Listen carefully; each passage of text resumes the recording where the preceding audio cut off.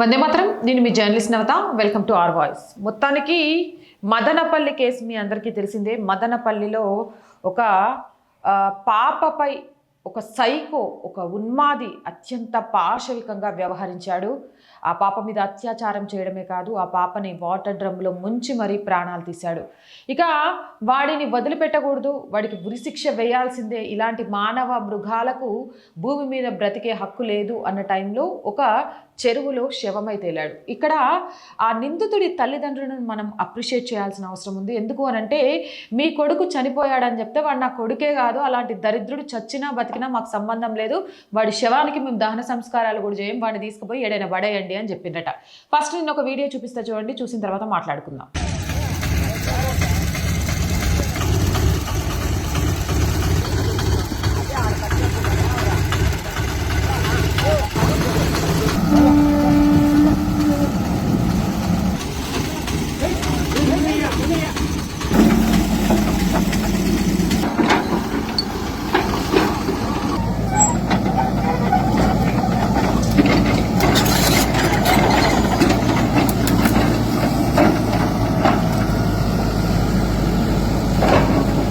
So చూశారు కదా, మదనపల్లిలో రేపిస్ట్ కులవర్ధన్ మృతదేహాన్ని తీసుకెందుకు చివరికి తల్లిదండ్రులు కూడా నిరాకరించారు. ఇలాంటి దరిద్రుల్ని ఏ తల్లిదండ్రులు మాత్రం కొడుకుగా ఒప్పుకుంటారు? పిల్లలు అయితే కనగలుగుతారు, కానీ వాళ్ళ తలరాతల్ని కనగలరా?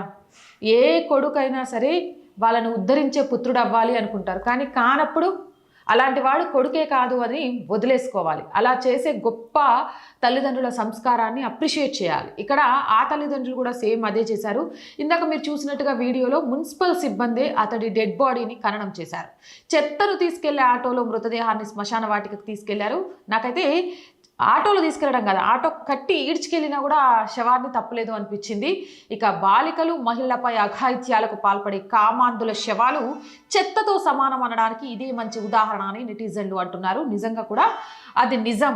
ఆడపిల్లల జోలికి అలాగే మహిళల జోలికి వచ్చే ఎవ్వడికి కూడా బతికే అంత అర్హత లేదు. అలాంటి వాళ్ళు చెత్త కుప్ప కంటే హీనం. ఆ చెత్త కుప్ప బండిలో వేస్తే ఆ బండి కూడా రేపటి నుంచి నేను చెత్తను మోయాలి, ఇలాంటి నీచుని మోసానేంటి అని అంటది. కాబట్టి ఈడ్చుకుపోవాలి వాడిని, కుక్కలకు గట్టి లేకపోతే బండ్లకు గట్టి. అప్పుడే ఇంకొకడు ఇలాంటి దారుణం చేయడానికి భయపడతాడు. అండ్ ఇదే టైంలో వాడి తల్లిదండ్రులను అభినందించాలి.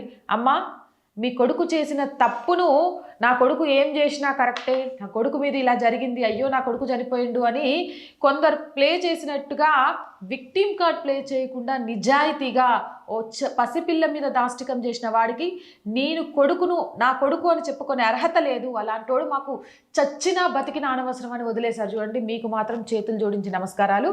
ఏదేమైనా ఇలాంటి వాడికి ఇలాంటి శిక్షలే పడాలి, ఇలానే కుక్క చావు చావాలి.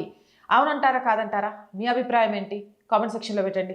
మోర్ వీడియోస్ కోసం our group of channels, our voice, our political, our Samskriti 3 ఛానల్స్ని వెంటనే సబ్స్క్రైబ్ చేయండి. కంటెంట్ బాగుంది అనిపిస్తే లైక్ చేయండి, షేర్ చేయండి. అలాగే మీరు చేసే ₹1 సహాయం కూడా ఈ ఛానల్ ఇంకా ముందుకెళ్ళడానికి, మంచి మంచి కంటెంట్స్ని మీ ముందుకు తీసుకురావడానికి మాకు ఎంతగానో ఉపయోగపడుతుంది. సో ప్లీజ్, ఒక ఆడపిల్ల సంకల్పానికి ఆర్థిక చేయూత ద్వారా దాన్ని ముందుకు తీసుకువెళ్ళడానికి అవకాశాన్ని కల్పించండి. ఆర్థికంగా సపోర్ట్ చేయాలి అంటే సబ్స్క్రిప్షన్ పక్కనే జాయిన్ అనే బటన్ ఉంటుంది. 1 to 5 లెవెల్స్ ఉంటాయి. ఏదో ఒక లెవెల్లో సపోర్ట్ చేయండి. లేదా స్క్రీన్ మీద గూగుల్ పే, ఫోన్పేతో పాటు అకౌంట్ డీటెయిల్స్ ఉంటాయి. మీకు తోచిన సహాయాన్ని అందించవచ్చు. వ్యాపార ప్రకటనల కోసం 8328500576 నెంబర్ని సంప్రదించండి. జై హింద్, జై భారత్.